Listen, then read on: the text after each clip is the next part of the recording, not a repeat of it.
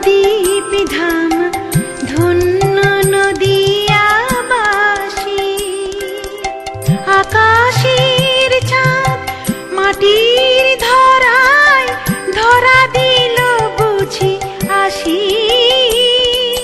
ধন্য নদিয়াবাসী।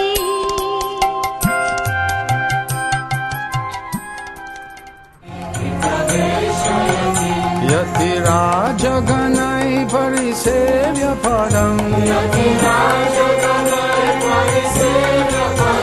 प्रणमामि सदा प्रभुपादपदम्। विश्वभानुसुतदयितानुचरम् चरणाश्रितरेन्दरास्तमहम्।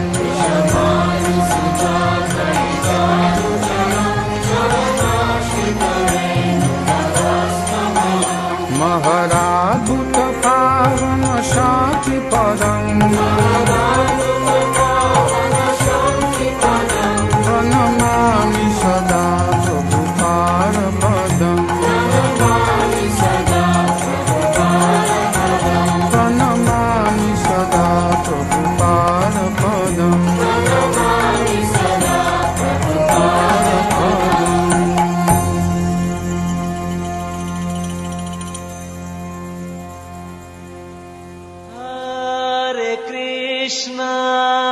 Hare Krishna,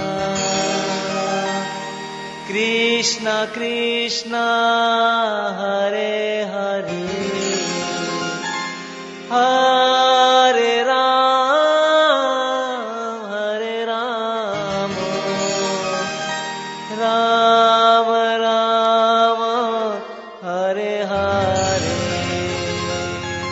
Hare Krishna, Hare Krishna, Krishna Krishna, Hare Hare, Hare Rama, Hare Rama, Rama Rama, Hare Hare, Hare Krishna, Hare Krishna, Krishna Krishna, Hare Hare, Hare Rama, Hare Rama, Rama Rama, Hare Hare, Hare Krishna, Hare Krishna, Krishna Krishna, Hare Hare, Hare Rama, Hare Rama, Rama Rama, Hare Hare, Hare Krishna, Hare Krishna, Krishna Krishna, Hare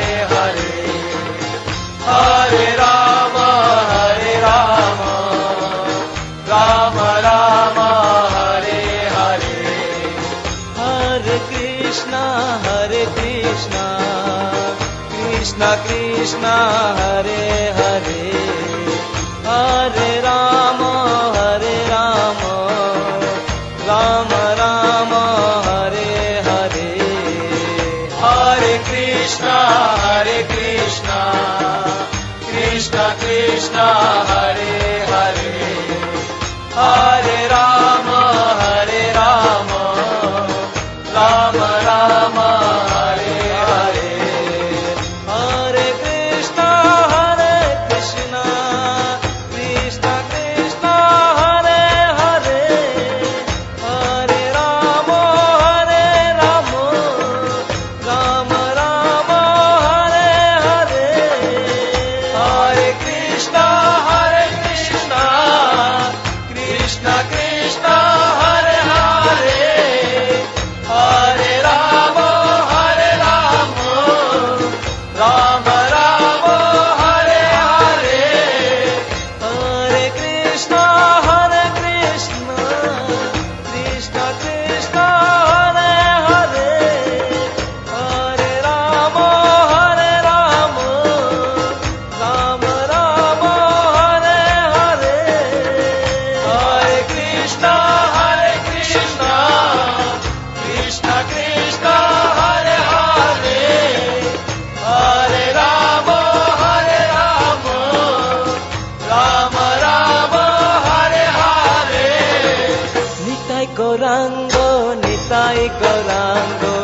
Nitai Gauranga Nitai Gauranga Nitai Gauranga Nitai Gauranga Nitai Gauranga Nitai Gauranga Nitai Gauranga Nitai Gauranga Nitai Gauranga Nitai Gauranga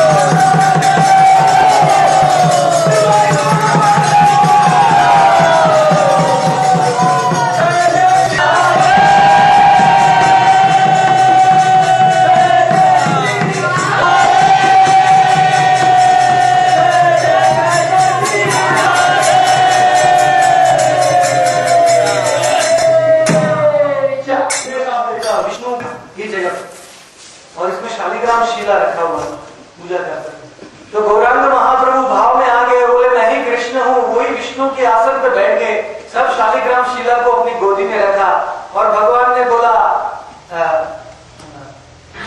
और लाओ मुझे भोजन। जैसे गोवर्धन पर्वत को जब भगवान ने उठाया तब भगवान ने क्या बोला, हरिओर हरिओर हरिओर, और खाना है मुझे, और भूख लगा है, लाओ। तो पूरे वृंदावन के सब वासी खीर का पहाड़ बना दिया, पूरी का खड्डा खीर का पूरा भर दिया, भगवान सब खा गए एक क्षण। फिर बोल रहे और लाओ। तो क्या किया सब भक्तों ने, तुलसी का पत्र दे दिया, भगवान संतुष्ट हो। उसी प्रकार यहाँ भी गौरहरि बैठ गए और सब भक्तों कहते हैं और लाओ। तो पूरे नवद्वीप से सब भक्त अलग अलग व्यंजन बना के लेके आए गौरहरि के लिए, और सब लोगों ने गंगा के तट से यहाँ तक लाइन लग गया, हजारों भक्त मटका भर भर के दे रहे हैं और भगवान का अभिषेक कर रहे हैं। गौराय स्वाहा, ऐसे बोल के गौरांग महाप्रभु का अभिषेक यहाँ सब देवता भी समर्पित हो गए। तो ये महाप्रकाश लीला है। छत्र कौन उठा रहा है तो उसको पता है, नित्यानंद छत्र धारण किए हुए हैं। जैसे ही गौरांग महाप्रभु को महाप्रकाश महाभाव आ गया, तुरंत नित्यानंद प्रभु ने उनका लीला में सहयोग करने के लिए छत्र उठा दिया। और गदाधर पंडित क्या कर रहे हैं, गदाधर पंडित राधा जी के अवतार हैं, और पीछे कौन है, अद्वैत आचार्य और श्रीवास पंचतत्व। तो ये स्थान श्रीवास ठाकुर कीर्तन कर रहे थे, लेकिन भगवान ने संकीर्तन लीला पहले आरंभ नहीं किया। जब तक भगवान 19 साल तक नवद्वीप में भगवान ने खाली विद्या का रस चखा, निमाई पंडित के रूप में। वो श्रीवास को रास्ते में मिलते थे, बोलते श्रीवास तुम मेरे साथ डिबेट करो ग्रामर संस्कृत के। श्रीवास कहते थे अरे निमाई तुम वैष्णव बनोगे तो तुम सारे जगत का उद्धार कर दोगे। अरे निमाई ने बोला श्रीवास मैं एक दिन ऐसा वैष्णव बनूंगा ऐसा कि इंद्र भी मेरे चरण में कुछ नहीं, टाइम आएगा। तो सब नवद्वीप के सब भक्त इंतजार कर रहे थे कभी गौरहरि अपना संकीर्तन लीला चालू कर रहे हैं। तो जब गौरहरि गया में गए तब वहां उनको गुरु जी से मिलन हुआ ईश्वरपुरी से, और गुरु से दीक्षा लेके जब वो वापस नवद्वीप में आए तब उनका संकीर्तन रस चालू हो गया नवद्वीप में। और सबसे पहले संकीर्तन लीला कैसे चालू हुआ पता है क्या हुआ कि एक दिन सब नवद्वीप के वासी यहाँ श्रीवास कीर्तन बंद करो, वो आ जाएगा आगे 2 बोट को लेके, सिपाहियों को लेके सबको मारने के लिए, तुम्हारा सब घर पर तोड़ देगा, पानी में डाल देगा गंगा में, कीर्तन बंद कर दो। तो सब भक्त लोग थोड़ा डर गए। श्रीवास ठाकुर डरे नहीं, वो अपने मंदिर में चले गए और मंदिर का दरवाजा बंद करके नृसिंह देव का पूजा करने लगे। नृसिंह है ना, नृसिंह देव बैठे, नृसिंह रक्षा कीजिए। तो तभी गौरांग महाप्रभु अपने योगपीठ से आ रहे थे। गौरांग जी बोला, तुरंत भगवान को भाव आ गया और भगवान नृसिंह देव के भाव में ये रास्ते में दौड़ने लगे। मैं ही हूँ, मैं ही हूँ, मैं ही हूँ, मैं ही हूँ नृसिंह। सीधा आगे श्रीवास आंगन में, और श्रीवास ठाकुर अंदर दरवाजे बैठ के नृसिंह देव का एक लात मार के दरवाजा खोल दिया ठाक के। अरे श्रीवास कलयुग में मैं ही आया हुआ हूँ नवद्वीप में, और मेरे को छोड़ के किसकी आराधना कर रहे हो?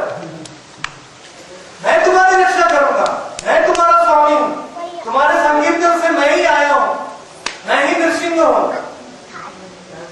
ऐसे बोल के भगवान अपना घोर नृसिंह का रूप देके बाहर गए तो सब नवद्वीप के वासी डर गए। लेकिन कृष्णदास कविराज गोस्वामी बोलते हैं कि जो गौरांग का वो क्रोध विकराल रूप देखा, वो सब लोगों का जन्म विमोचन हो गया, जन्म मृत्यु का चक्र समाप्त हो गया। इसलिए भगवान क्रोधित होते हैं या हंसते हैं, दोनों हमारा उद्धार करते हैं। तो इसलिए उस समय से श्रीवास ठाकुर के घर में संकीर्तन भगवान ने शुरू कर दिया। और उसके बाद में भगवान ने आश्वासन दिया श्रीवास को, कोई चिंता मत करो, तुम संकीर्तन करो, मैं तुम्हारी रक्षा करूंगा। उसके बाद नित्यानंद प्रभु आ गए उधर नवद्वीप में मिलने के लिए। तो गौर नित्यानंद का मिलन हुआ और उसी समय गौरांग महाप्रभु ने कहा हम व्यास पूजा मनाएंगे आज, श्रीवास आंगन में व्यास पूजा मनाएंगे। तो श्रीवास पंडित है वो पुजारी बनेंगे और व्यास पूजा कौन करेगा? नित्यानंद बलराम जगत गुरु है, इसलिए ये व्यास पूजा करेंगे। तो श्रीवास ठाकुर ने यहाँ सब भक्तों को सम्मिलित किया और गौरांग महाप्रभु बैठ गए और श्रीवास ठाकुर ने सब मंत्र पढ़े, व्यास पूजा की और हार दिया। तो नित्यानंद प्रभु के हाथ में हार था। नित्यानंद प्रभु ऐसे ही खड़े हैं 5 मिनट तक, वो हार नहीं चढ़ा रहे। व्यासदेव जी का सामने फोटो है, उसके ऊपर नहीं चढ़ा रहे। तो श्रीवास ठाकुर ने बोला, हे गौर हरि देखो आपका नित्यानंद हार क्यों नहीं चढ़ा रहा है? व्यास पूजा पूर्ण कैसे होगा? व्यासदेव जी को हार नहीं चढ़ाएगा। तो जब ऐसा बोला तो नित्यानंद ने वो हार लेके गौरांग महाप्रभु के ऊपर रख दिया। गौरांग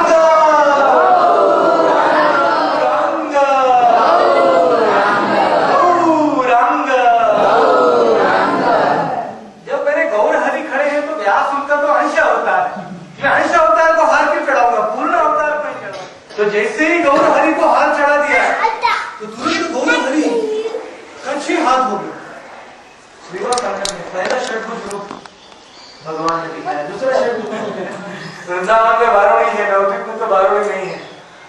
तो नित्यानंद जब घर की मटका लेके आओ, सब लोग मटका लेके आओ, भगवान का ले लीजिए बारूणी।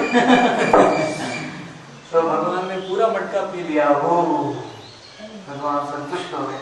बलदेव बलराम के भाव में फिर कभी कभी भगवान बारूणी को पी के अपना त्रिभंग स्वरूप धारण करके गौरांग महाप्रभु 3 घंटे तक खड़े रहे भाव में, मुरली त्रिभंग स्वरूप। सब भक्त लोग ये स्वरूप का दर्शन करते थे और भगवान के किछु देर खाए, जैसे वृंदावन में हनी हो रही, जल्दी लाओ खाने के लिए। सब भक्त लोग हजारों प्रकार की व्यंजन और तुलसी फूल। तो इस प्रकार से श्रीवास आंगन में अभी भी श्रीवास आंगन का 1 सेकंड का लीला, अनंत शेषनाग के पास हजारों सर है, लेकिन श्रीवास आंगन में जो लीला हो रहा है उसका 1 सेकंड का लीला भी वो पूरा वर्णन नहीं कर पा रहे। हजारों सर, उनका 10,000 सर के साथ लीला का गायन कर रहे हैं, तो भी उनका अंत नहीं है। इतना सब लीला श्रीवास आंगन में दिन रात चल रहा है। यद्यपि कौन लीला करे गौर राय, कौन भाग्यवान देखी बारे पाए। बड़ा भाग्यवान व्यक्ति श्रीवास आंगन में आके वो लीला को। तो इसलिए और एक लीला हुआ यहाँ, नित्यानंद प्रभु जब नवद्वीप में आए तब नंदन आचार्य के घर से वो यहाँ आके श्रीवास ठाकुर के घर में रहने लगे। उनकी मालिनी श्रीवास ठाकुर की जो पत्नी थी वो नित्यानंद प्रभु भाव में नित्यानंद प्रभु को प्रसाद खिलाती थी और उनका ख्याल रखते थे, बिल्कुल बालक की तरह। क्योंकि नित्यानंद प्रभु को कोई होश नहीं था। यहाँ श्रीवास आंगन से जाके वो गंगा जी में पानी में डूब मार के वो मगर को आलिंगन कर श्रीवास बोले भाग जाओ। नित्यानंद प्रभु उसी किसका डर है इसमें, बिल्कुल बालक की तरह। एक बार मालिनी अंदर बैठी थी, ये देखिए श्रीवास का घर है अंदर, इसका दर्शन करना भी बड़ा सौभाग्य है। मालिनी देवी अंदर बैठी थी तो वो घी से दिया बना रही थी, तो घी का लोटा खिड़की में रखा हुआ। तो एक कौवा आके चोंच में पकड़ के उसको लेके गया। तो मालिनी रोने लगी, अरे अभी मेरे प्रभु श्रीवास आएंगे तो बोलेंगे भगवान का जो लोटा कौवा ले गया, मेरा अपराध हो गया, रोने लगी। उतनी देर में नित्यानंद प्रभु अरे मारे हुए तुमको क्या शौक है, बोलो क्या हुआ। तो मालिनी ने कहा भगवान आप तो अंतर्यामी है, सब कुछ जानते हैं। तो तभी वो कौवा क्या था कि वो लोटा लेके दूसरी जगह में रख के वापस झाड़ के ऊपर आके बैठ गया था इधर। तो नित्यानंद प्रभु ने कौवे की ओर देखा, बोला लोटा लेके आओ, जल्दी लेके आओ। नित्यानंदाख्य रामम ममस्तु। नित्यानंद प्रभु सबके हृदय में परमात्मा के रूप में रहते, परमात्मा का रूप चतुर्भुज का रूप नित्यानंद प्रभु का अंश रूप है। तो नित्यानंद प्रभु ने कौवे को ऑर्डर दिया तो कौवे के अंदर भी उनका रूप परमात्मा, तो दोनों में लिंक होगी ऑर्डर। तो कौवा वापस लोटा लेके आ गया। और जब मालिनी ने वो लोटा को देखा तो मालिनी ने इधर बहुत सुंदर स्तुति किया नित्यानंद श्रीवासानंद ने। मालिनी ने कहा, अरे नित्यानंद, तुम्हारी शक्ति से तो पूरा सृष्टि, संधिनी शक्ति से ये धाम प्रकट हो गया है। ये कौवा को लोटा लाना ये कौन सा बड़ा बात है? ये कोई लीला आपके लिए कोई बड़ा लीला नहीं है। सारे क्षर अक्षर सब जीव आपकी तो शक्ति से चल रहे हैं। आप सबके हृदय में शिरोदकशायी विष्णु के रूप में विराजमान है, अंतर्यामी है। आपके हजारों फन अनंत शेष के ये पूरा ब्रह्मांड राई के दाने की तरह आपके फन के ऊपर रहता है। तो ये कौवा से वापस लाना कौन सा नाम है? ऐसे नित्यानंद प्रभु का बहुत स्तुति। और एक बार गौर हरि स्वयं आ गए इधर श्रीवास आंगन में, रोज आते थे। और गौरांग महाप्रभु यहाँ बैठ गए और गौरांग महाप्रभु ने बहुत बड़ा परीक्षा किया श्रीवास। गौरांग महाप्रभु ने कहा, श्रीवास इधर आओ। श्रीवास, तुमको पता है तुम्हारे घर में तुमने किसको रखा है? श्रीवास ने बोला, कौन है? महाप्रभु कौन? तो ये नित्यानंद, ये तो अवधूत है। ये कहां से आया है? उसके कौन माता पिता है? किसी को नहीं पता है। तुम्हारा जाति को भ्रष्ट कर देगा है। कौन है? अवधूत। इसकी कोई जाति कोई पता नहीं। तुम इसको जल्दी बोलो, इसको जाने के लिए अभी ज्यादा टाइम मत रखो तुम्हारे घर में नित्यानंद को। ये भगवान नित्यानंद प्रभु की महिमा दिखाना चाहते हैं सारे संसार। तो श्रीवास ठाकुर को बहुत कहा भगवान ने, तो श्रीवास ठाकुर मुस्कुरा दिए।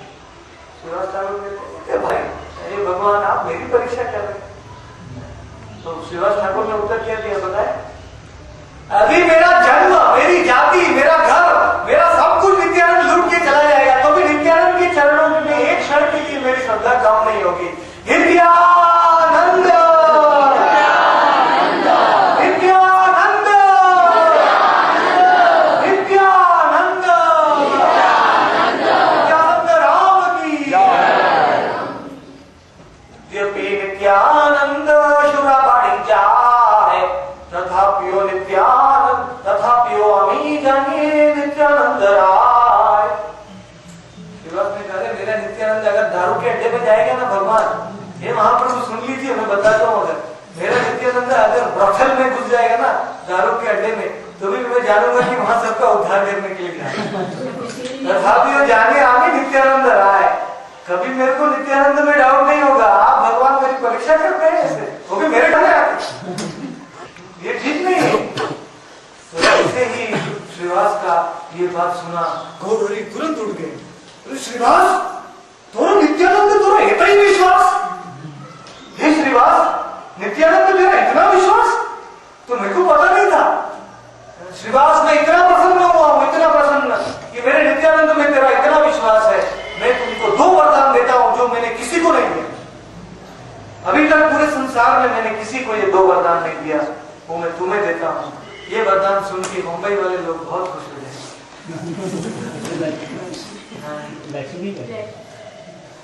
पहला वरदान कि भगवान ने बोला, श्रीवास, अगर मेरी पत्नी कौन है? लक्ष्मी देवी। मेरी पत्नी लक्ष्मी देवी सारे संसार की सब धन को दे रही है, लेकिन एक समय ऐसा आया कि अगर लक्ष्मी देवी भी भिखारी बने तो लक्ष्मी देवी तो कभी नहीं बनने वाली है। लेकिन अगर एक समय ऐसा है कि लक्ष्मी को भी भीख मांगना पड़े घर घर में, तो भी श्रीवास तुम्हारे घर में कभी गरीबी नहीं है। तो ये वचन देता हूँ, तुम्हारे घर में सब समृद्धि, सब कुछ मैं दूंगा। जो भी श्रीवास आंगन में आता है उसको लक्ष्मी और लक्ष्मी प्रिया और गौरांग का कृपा मिलता है। उसके घर में कभी भी गरीबी नहीं है। आप कोई भी काम नहीं करेंगे ना, घर में बैठ जाएंगे तो भी पैसा अपने आप आएगा। लेकिन प्रॉब्लम है, हमें विश्वास नहीं है। गौर हरि के वचन में विश्वास नहीं है। प्रभु जी को विश्वास आ गया, इसलिए वो इधर ही आना चाहते पहले से था। तो कभी भी श्रीवास तुम चिंता मत करो, तुम्हारा डायरेक्ट नहीं रक्षा करूं। और दूसरा तुम्हें आशीर्वाद देता हूं कि तुम्हारे घर में जो चींटी, मूंगी, कीड़ा मकोड़ा, ये तुम्हारी दास दासियां, ये तुम्हारे सब जो सेवक हैं तुम्हारे घर में, कुत्ता बिल्ली सब जो जानवर हैं तुम्हारे घर में, वो मुझे मेरे प्राण से भी ज्यादा प्रिय है। तुम्हें दूसरा बताना, ये श्रीवासांगन ने तो हमको बहुत दुर्लभ है। हम खाली श्रीवासांगन ने धूल बनने का भगवान से रिक्वेस्ट करना।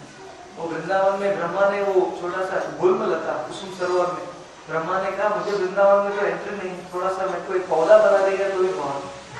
उसी प्रकार श्रीवासांगन में तो ब्रह्मा और नारद भी सब, ब्रह्मा शिव सब बाहर बैठे रहते हैं, बाहर से दंडवत प्रणाम करते हैं, अंदर नहीं आते। इतना उच्च स्थान है। एक बार गौरांग महाप्रभु उधर बैठे थे और सब भक्त लोग दंडवत प्रणाम करने को आए। गौरांग महाप्रभु ने कहा दूर से प्रणाम करो, दूर से प्रणाम। तो सब भक्तों ने कहा क्यों?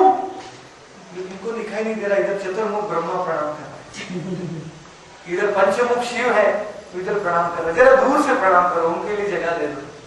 तो इधर की धूल में पंचमुख शिव और चतुर्मुख ब्रह्मा और 1000 आंखों वाला इंद्र और ब्रह्म और चंद्र वरुण सब देवी देवता इधर श्रीवासांगन में प्रणाम करते हैं। और जो भी भक्त श्रीवासांगन में आते हैं उसके ऊपर फूल बरसाते हैं। धन्य हो तुम्हारा जन्म भारत भूमि में हुआ, धन्य हो तुमने नवदीप के लिए गीतांजलि एक्सप्रेस पकड़ लिया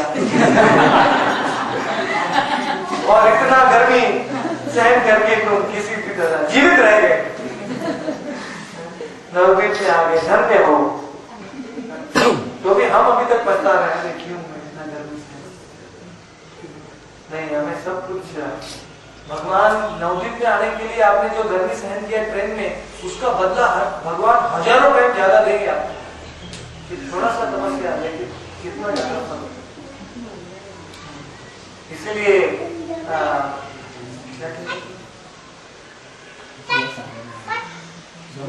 ब्रह्मा जी सब देवी देवता यहाँ आके प्रणाम करते हैं और भगवान ने 2 आशीर्वाद दिए श्रीवास को। फिर ये महाप्रकाश लीला जब हुआ 21 घंटे का, तब भगवान 21 घंटे तक सब भक्तों को अपना अपना रूप दिखाने लगे। सबसे पहले भगवान ने कहा अद्वैत आचार्य को मेरी सेवा पूजा करो। फिर भगवान ने श्रीवास को बुलाया, श्रीवास इधर आओ। तुम्हें याद है क्या कि मेरा अवतार नहीं हुआ था? कभी तुम यहाँ से बाजू में कुलद्वीप में गए थे, नवद्वीप सिटी में, हम जाएंगे कल जाएंगे, वहां गए थे और वहां देवानंद पंडित भागवत कथा बोल रहा था। वो भागुरी मुनि का अवतार, कृष्ण लीला में भागुरी मुनि, वो देवानंद पंडित के रूप में आए। वो भागवत कथा कह रहा था और तुम जाके सभा में बैठ गए। और जब वो दशम स्कंद बोलने लगा भगवान का लीला, तो तुम्हारे शरीर में अष्ट सात्विक विकार पैदा हो गए, तुम्हारा शरीर गला रुंध गया, तुम्हारे बाल खड़े रह गए, तुम्हारे आंखों में आंसू आ गए, तुम जमीन में लोटपोट होने लगे। तो जब देवानंद पंडित के शिष्यों को लगा कि ये तो कोई पागल आ गया है, तो श्रीवास को उठा के बाहर फेंक दिया देवानंद पंडित तब सब शिष्यों ने, और देवानंद पंडित ने कुछ नहीं कहा। तो गौर हरि ने कहा मुझे इतना गुस्सा आया है देवानंद पंडित के ऊपर कि देवानंद पंडित भागवत की सीट पे बैठ के भागवत का वर्णन कर रहा है, लेकिन जो असली भागवत जो श्रीवास है, 2 भागवत होते हैं, ग्रंथ भागवत और पुरुष भक्त भागवत। वो ग्रंथ भागवत का पठन कर रहा है, लेकिन जो भक्त भागवत को नहीं मान रहा है। तुम साक्षात तो भक्त भागवत हो, तुम नारद हो और तुम्हारा अपमान किया उसने। कभी मैं वहां आया था, श्रीवास याद है क्या? तो श्रीवास ठाकुर को ये किसी को ये पता नहीं था, खाली श्रीवास को पता था। श्रीवास को सुन के बेहोश हो गए कि भगवान ने उसका पूर्व का लीला का स्मरण कराया। फिर भगवान ने गंगादास को बुलाया। गंगादास भगवान की गुरु स्कूल टीचर नवद्वीप में। गंगादास इधर आओ, तुमको याद है गंगादास, एक बार मुसलमान ने तुम्हारे गांव में अटैक किया और तुम और तुम्हारी पत्नी और तुम्हारे बच्चे रात को 12 बजे भाग रहे थे। मुस्लिम के घोड़े में तुम्हारे पीछे आ रहा तुमको मारने के लिए। तब तुमको गंगा पार करना था, तो गंगा पार करोगे तो तुम बच जाओगे, लेकिन रात को कोई नाविक नहीं था, याद है तुम्हें गंगादास? लेकिन एक बोट आ गई, नाविक आ गया, तुमको पार कराया। वो मैं था गंगादास, वो मैं था, मैं बोटमैन बन के आया, मैंने तुमको गंगा पार किया, याद है कि गंगादास? गंगादास हाय हाय हाय महाप्रभु हाय हाय। गंगादास भी बेहोश हो गए, क्योंकि किसी को पता नहीं था, गंगादास को पता ही नहीं था कि भगवान स्वयं आए। फिर भगवान ने बुलाया श्रीधर को। श्रीधर केला बेच रहा था, हम जाएंगे सीमंत द्वीप, केले के छाल बेच रहा था, तो परम भक्त है भगवान का। वो सुदामा कुसुमा पीड़ श्रीदामा, जो कृष्ण लीला में श्रीराम सखा है, वो श्रीधर खोला बेचा के रूप में आए। भगवान ने बोला श्रीधर को बुलाओ। तो श्रीधर को बुलाया तो भगवान ने कहा श्रीधर तुम जिस गंगा की पूजा करते हो ना, वो गंगा का स्वामी मैं ही, गंगा तो मेरा ही चरणामृत है। तो श्रीधर ये सुन के बेहोश हो गया और श्रीधर के सामने भगवान ने पूरा वृंदावन दिखाया, सब सखा, सब गायों को चराया। फिर भगवान ने हरिदास ठाकुर को बुलाया, हरिदास इधर आओ। हरिदास ठाकुर आ गए भगवान के पास। हरिदास तुम्हें याद है तुमको जब नवाब काजी ने तुमको अरेस्ट करने के लिए सिपाही को भेजा था, तब तुम चल के उनके घर में गए थे और तुमको कहा तो तुम कृष्ण नाम को छोड़ दो, तब तुमने क्या कहा था उन लोगों को?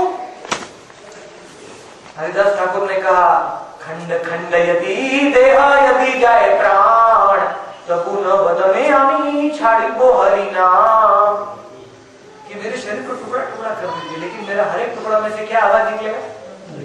हरे कृष्णा कृष्णा कृष्णा हरे हरे, हरे राम राम राम हरे हरे। तो तुम हरि नाम को छोड़ने के लिए तैयार नहीं, तो काजी ने कहा कि तुमको मारो इसको।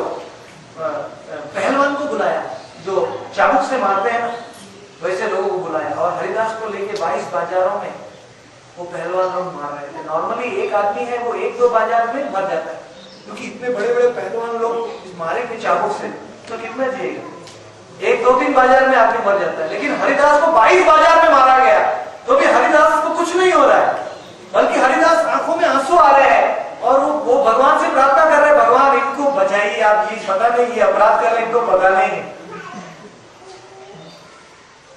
तो भगवान ने आसन में बैठ के बोला हरिदास तुमको याद है कि जब वो तुमको चाबुक मार रहे थे ना, तब मैं वहां आ गया था, मैं सुदर्शन चक्र को लेके आ गया, सुदर्शन सुदर्शन, और मैं इन सब का गला काटने वाला था, लेकिन हरिदास तुम इनके लिए प्रार्थना कर रहे थे, तो मैं कंफ्यूजन में हो पड़े।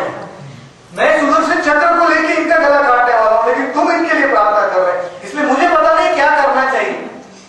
तो मैंने क्या किया पता है हरिदास, तुमको पता है?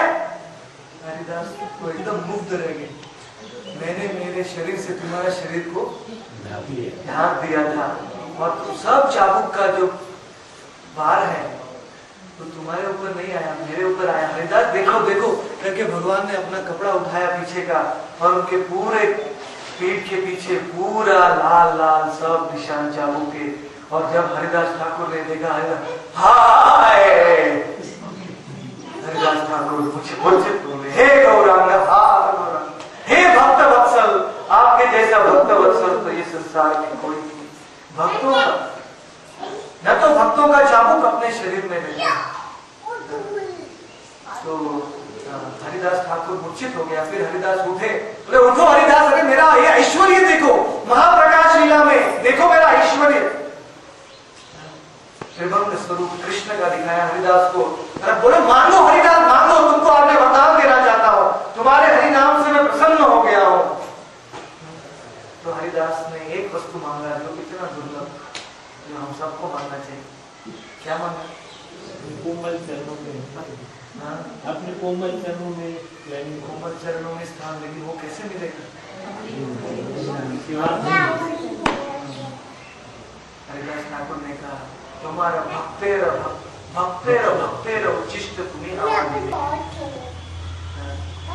आपके भक्त और जो महाप्रसाद खाएंगे वो महाप्रसाद मुझे तो मेरा उद्धार होगा, क्योंकि आपका प्रसाद उसको महाप्रसाद कहते हैं, और वो महाप्रसाद को जब आपके भक्त खाएंगे तो उसको महाप्रसाद आख्यान।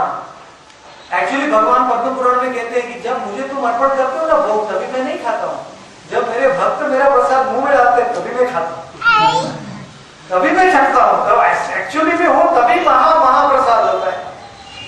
तो हरिदास ठाकुर ने बोला कि 3 वस्तु कृष्ण प्रेम दे सकते हैं, भगवान आप भी नहीं देते हैं जो कृष्ण प्रेम दुर्लभ है। 3 वस्तु, कौन से 3 वस्तु? भक्तेरा पद भक्त चरण जल 3 महाबल, ये 3 वस्तु भक्तों के महाप्रसाद, भक्तों का चरण का धूली और भक्तों ये 3 वस्तु पीने से तुरंत कृष्ण प्रेम मिल जाता है। तो इसीलिए भगवान मुझे हमेशा, आप जगन्नाथपुरी में जाएंगे तो मैं आपके निकट में नहीं आऊंगा क्योंकि मैं मुसलमान परिवार में जन्म, लेकिन मेरी एक ही विनती है कि आप खा लेंगे तब आपके प्लेट का थोड़ा सा उचिष्ट गोविंद मुझे ला के देंगे। तो हरिदास ठाकुर ने ये विनती किया, भगवान से ही आशीर्वाद मांगा कि मुझे आपके भक्तों का दास बनाइए और मुझे कुछ नहीं चाहिए। क्योंकि हरिदास ठाकुर पिछले जन्म में कौन थे? ब्रह्मा थे और अपने पोस्ट और पोजीशन से घमंडी बन गए। इसलिए आपको बहुत केयरफुल रहना है, एकदम तुच्छ बनाइए, भक्तों का दास तुच्छ, ताकि मेरे में घमंड वो अहंकार आए ही नहीं। भगवान फिर भगवान ने मुकुंद को बुलाया, नहीं भगवान ने मुकुंद को नहीं बुलाया, मुकुंद कीर्तन करता था तो सब भक्तों ने बुलाया, भगवान मुकुंद बाहर खड़ा है, मुकुंद को बुलाइए, मुकुंद को आशीर्वाद दीजिए। तो भगवान ने कहा नहीं, मैं मुकुंद को कभी कृपा नहीं दूंगा। तो श्रीवास ठाकुर ने मुकुंद का क्या गलती हो? तो भगवान ने कहा बेटा, हमारा खंड आएंगे तृणागत सुनीचे न भाग और जाएंगे ज्ञानी, वो ये मुकुंद मेरे संग में आता है, यहाँ तृणागत सुनीचे न संकीर्तन करता है, बाद में जाके मायावादियों के साथ बैठ जाता है और उनका सुनता है कि मैं भगवान निराकार है, मेरा कोई रूप नहीं है, मेरा कोई रस नहीं है, गंध नहीं है, दोनों जगह पे जाता है, इसलिए मैं मुकुंद को दर्शन नहीं दूंगा।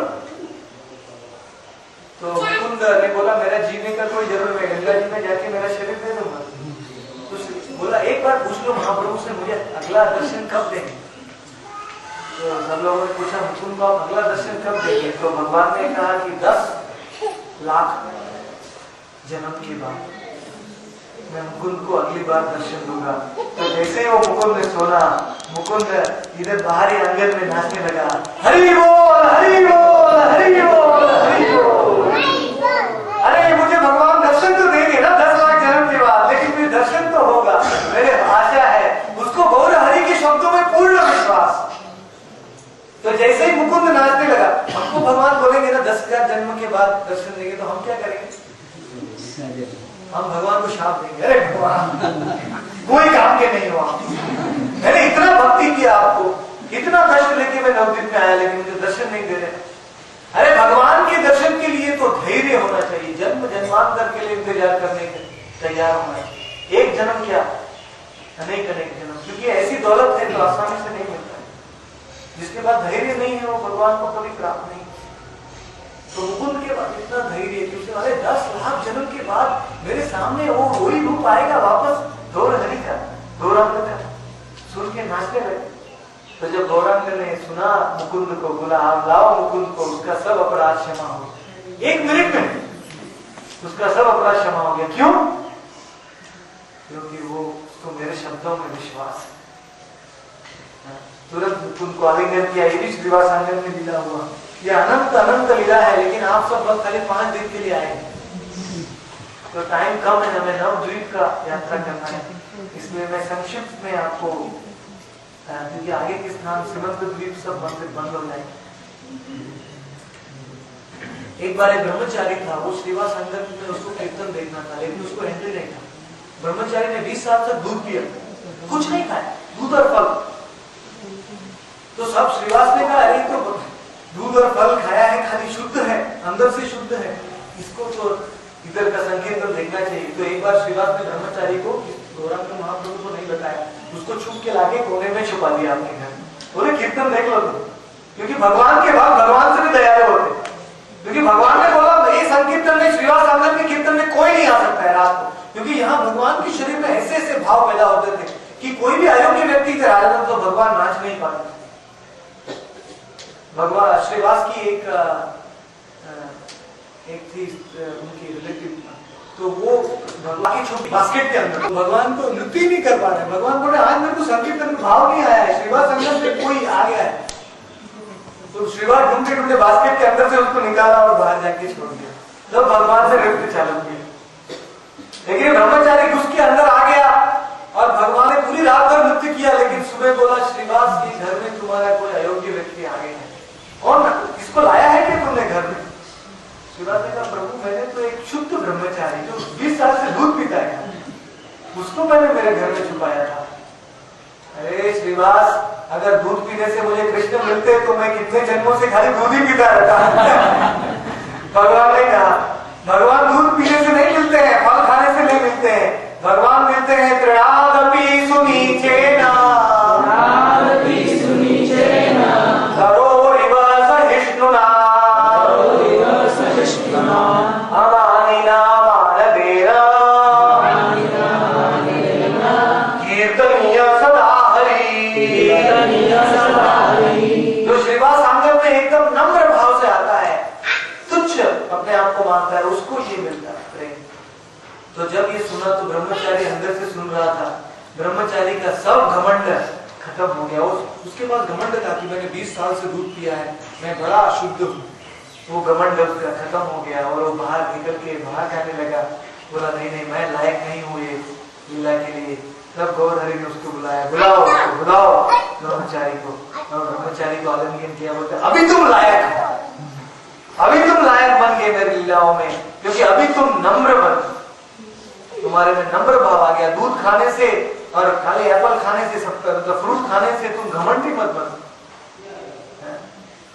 कभी कभी एकादशी के दिन कोई भक्त लोग निर्जल उपवास करते, कुछ नहीं, हाँ, और कई भक्त लोग एकादशी का अनुकल्प करते हैं, लेकिन वो दूसरे भक्त खाने को बैठते हैं फराळ उपवास का, तो ये निर्जला भक्त को देख के हंसना नहीं चाहिए। हा, देखो ये सब खा रहे हैं, मैं खाली पानी पी के बिना रह रहा हूँ। तो एकादशी का सब व्रत खत्म हो, क्योंकि जब घमंड आ गया तब वो एकादशी में आप 1 करोड़ एकादशी कीजिए, खाली पानी निर्जला, तो भी भगवान को वो प्रसन्न नहीं। नम्र भाव बहुत जरूरी है। जो निर्जला करता है एकादशी, पानी भी नहीं पीता है, उसको सोचना चाहिए कि अरे मैं इतना पापी हूं कि ये सब भक्त तो इतने आगे बढ़े हुए हैं, ये तो प्रसाद खाएंगे तो भी उनको कोई प्रॉब्लम नहीं, लेकिन मेरे बहुत पाप खत्म करना है, इसलिए मैं पानी भी नहीं पीऊंगा। और जो भक्त प्रसाद देने के लिए बैठे, उनको सोचना चाहिए अरे हम इतने पापी है कि हम जीभ को भी कंट्रोल नहीं कर पाते, महीने में 2 बार, तो हमको कुछ न कुछ देने पर। लेकिन देखो वो कितने महान भक्त हैं, निर्जला कर रहे हैं। तो हर भक्त के हृदय में नम्र भाव रहना चाहिए, तभी तो हम गौरहरि को प्रसन्न कर सकते हैं। घमंड आ गया तो कितना भी तपस्या से भगवान प्रसन्न नहीं हो। दूसरा एक लीला हुआ, गोपाल चपल नाम का एक बड़ा ब्राह्मण था नवद्वीप में, उसको इधर श्रीवास आंगन की लीला देखना था, लेकिन उसको एंट्री नहीं थी।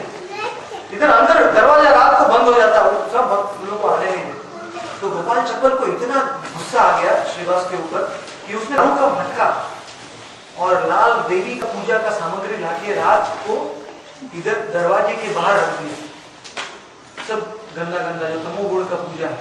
और सुबह के टाइम जब दरवाजा खुला तब श्रीवास ने सब गांव नवद्वीप के लोगों को, चप्पल ने सब नवद्वीप के लोगों को बुला देखो मैंने कहा था ना, ये सब लोग रात को दारू पीते हैं, रात को ये सब कन्याओं को लाते हैं, तमोगुण तांत्रिक ये सब करते हैं, ये सब करते हैं। तो श्रीवास ठाकुर ने बहुत नम्र भाव, कुछ नहीं, लेकिन वह चप्पल को लेप्रोसी, कुष्ठ हो, उसका नाक पिघल गया, उसका हाथ पिघल गया, इतना खराब, क्योंकि उसने श्रीवास ठाकुर का इतना महान अपराध किया, श्रीवास ठाकुर को बदनाम किया।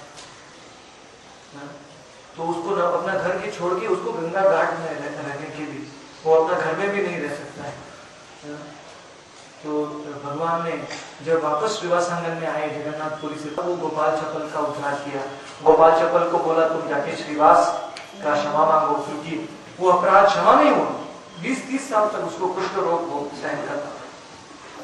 इसलिए श्रीवास ठाकुर का अपराध जो करेगा वो तो नारद जी का अपराध के लिए तो कोई उद्धार नहीं है, मन के पास जाना पड़ेगा क्षमा मांगने के लिए। और आखिरी लीला में बताता हूँ, बहुत अनंत लीला है, लेकिन अभी एक सबसे आखिरी लीला जो बहुत सुंदर है, मैं जब भी अंदर देखता हूँ मुझे वही लीला का स्मरण होता है। श्रीवास ठाकुर का एक पुत्र था, तो एक बार पूरा रात भर भगवान का संकीर्तन चल रहा था, रात को लगभग 12 बजे का टाइम था, 11-12 बजे, और संकीर्तन जो जैसे रत्नमुखी प्रभु ने कीर्तन किया वो तो कुछ नहीं है, वो तो एक ड्रॉप है। जो रोज यहाँ कीर्तन चलता है, इतना इधर की आवाज ब्रह्मलोक तक जाती है, ऊपर पूरे ब्रह्मांड में यहाँ रोज रात को गौरांग महाप्रभु पंचतत्व। तो उस समय 11-12 बजे श्रीवास ठाकुर का एक पुत्र मर गया, अंदर उसकी मृत्यु हो गई। हो गई तो श्रीवास ठाकुर तुरंत ही अंदर गए, क्योंकि वो कीर्तन हो रहा था तो आवाज भगवान को नहीं सुनाई दिया। तो श्रीवास ठाकुर अंदर गए, भगवान श्रीवास ठाकुर और मालिनी को कहा, अरे मेरी पत्नी तुम मूर्ख हो, तुम्हारे वैसे अगर ये प्रभु मेरे प्रभु गौरांग महाप्रभु का संकीर्तन 1 सेकंड के लिए भी बंद होगा तो तुम जान लेना कि मैं गंगा में जाके आत्महत्या कर दूंगा। ये स्वयं ब्रजेंद्र नंदन कृष्ण जो अनंत ब्रह्मांड के नाथ हैं, वो मेरे आंगन में नाच रहे हैं, वो मेरे आंगन में आए हुए हैं। कितना सौभाग्य है मेरे जीवन का। और उनका संकीर्तन अगर 1 क्षण के लिए भी बंद होगा तो मैं अपने आप को कभी भी माफ नहीं कर पाऊंगा। शांत हो जाओ, शांत हो जाओ। अरे मालिनी तुम जानती नहीं हो कि ये कितना भाग्यवान है, भगवान के संकीर्तन में ये चला गया है, उसको डायरेक्ट भगवान का धाम मिले। तो सब वापस चालू हो गया। लेकिन भगवान ने जब विश्राम किया बोला, तुम्हारे घर में कुछ अशुभ हुआ है, मैं जानता हूं। भगवान तो अंतर्यामी है। भगवान से श्रीवास ने कहा, लाओ तुम्हारे पुत्र को बाहर लाओ। तो श्रीवास ठाकुर सब अपने पुत्र को बाहर लाए और पुत्र को यहाँ सुलाया गया और भगवान ने पुत्र की छाती के ऊपर रखा, बोले तुम वापस आ जाओ। तो ये आत्मा तो भगवान का अणु अंश है, आत्मा किधर भी जाएगा भगवान उसको बुला। तो वो तुरंत श्रीवास का पुत्र वापस उठ के खड़ा हो गया और तुरंत हाथ जोड़ा भगवान को, हे प्रभु मुझे आपने वापस क्यों बुलाया? तव इच्छा मते जीवेर जन्म मरण, तव इच्छा सुख समृद्धि संगठन। भगवान आपकी इच्छा से मेरा आप श्रीवास जैसे महान भक्त के घर में जन्म हुआ, आपकी इच्छा से मैं चला गया और आपकी इच्छा से वापस आया हूँ। आपकी इच्छा से सुख है, आपकी इच्छा से दुख है, आपकी इच्छा से संगठन है। आपने मुझे क्यों बुलाया? मैंने कितने जन्मों में कितने माता पिता ले चुका हूँ, लेकिन मेरा ये जन्म सफल हुआ क्योंकि मुझे नारद जी श्रीवास के जैसे माता पिता मिले। मैं आपके संकीर्तन में मेरा आखिरी सांस आया, भगवान में धन्य हो गया हूँ। ये सुन के वापस वो मर गया और भगवान इतने भाव में आ गए श्रीवास के पुत्र को देख के। तब चारों भाई मिलके यहाँ भगवान गौर हरि को दंडवत प्रणाम किया और 4 भाई रो रहे हैं, अपने आंसुओं से भगवान के चरण धो रहे हैं। और तब गौर निताई ने दोनों भाइयों को उठाया, चारों भाइयों पर बोला, अरे श्रीवास तुम चिंता मत करो, मैं और निताई तुम्हारे सनातन पुत्र हैं। गौर निताई हम श्रीवास ठाकुर ने कहा कि नित्यानंद और गौरांग ये आप मेरे सनातन पुत्र हैं। और भगवान इतना प्रसन्न हुए श्रीवास पे कि वो अपना वो जो मृत शरीर है उसके पुत्र का वो हाथ में उठाया और यहाँ श्रीवास आंगन से भगवान गंगा के किनारे में तट में गए और जैसे ही उसका शरीर भगवान गंगा में लेने वाले थे, गंगा जी भी भाव से विभोर हो गई और गंगा जी वो मगर पे बैठ के आ गई। गंगा जी का स्वरूप देखा है किसी ने? गंगा जी सफेद रंग की है, वो मगर पे बैठ जाती है, बहुत सुंदर मकर कुंडल पहनती है गंगा जी। वो स्वयं पानी से निकली और वो हाथों से श्रीवास का भगवान के हाथों से स्वयं गंगा जी ने लिया और अंदर समा लिया।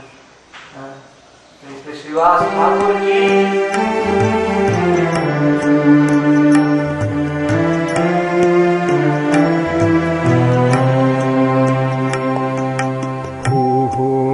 कारो गर्जनादि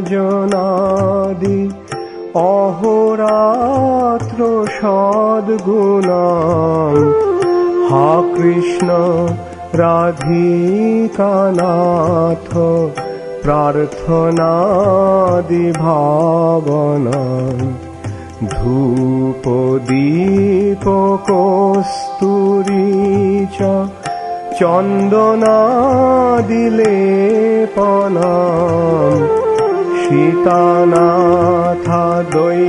सीतानाथाद्वैतचार नारविन्द भावना सीतानाथाद्वैतचार नारविन्द भावना सीतानाथाद्वैतचार নারবিন্দ ভাবনা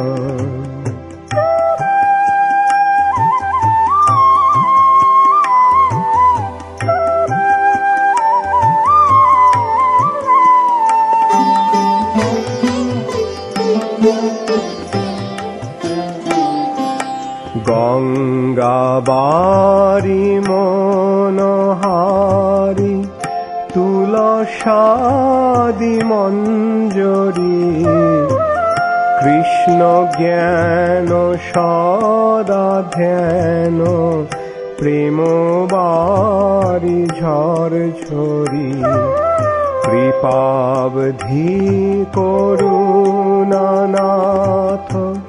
ভবিষ্যতি প্রার্থনা সীতানাথ দ্বৈত চর